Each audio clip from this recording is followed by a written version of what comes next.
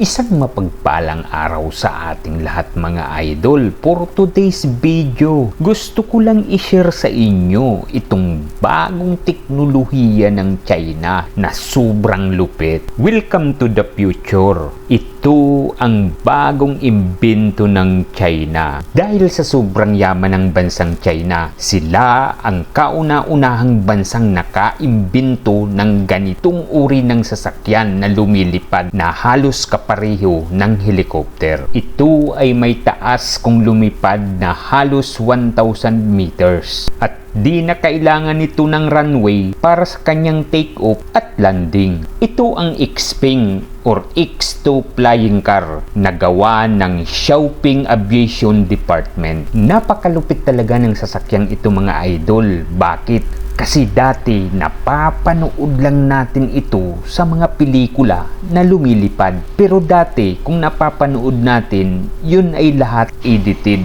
Pero ngayon mga idol, ito kitang-kita na natin na totoo. Ginaya nila ang sasakyang ito. Marahil halintulad sa isang pelikula na ginawa sa Africa na may pamagat na science fiction. Ang sasakyang ito mga idol ay kayang lumipad na may bilis na halos 130 km per hour at kayang tumagal nito sa himpapawid ng halos 35 minutes. Ito ay powered ng electricity at nasabi ko nga na ang single charging nito ay halos aabot ng 35 minutes sa himpapawid. At kung sakali mang magkaroon ito ng failure sa engine or malubat, ay kayang-kaya ito ng mga parachute. Mailalapag ito ng safety mga idol. Ganun katindi ang sasakyang ito. At para malaman ng publiko ay nagkaroon sila ng car show sa Dubai. Darating ang panahon sakaling mag-operate na itong Xpeng or X2 flying car. Mas safe kaya sila o mas safe kayang gamitin ito ng mga tao kumpara sa ordinaryong sasakyan na karamihan ay halos umabot ng 20% ang nangyayaring aksidente araw-araw? Gusto ko lang sana malaman ang mga komento nyo mga idol patungkol dito sa sasakyang ito. Kaya kung maaari sana ay pag-usapan natin mga idol,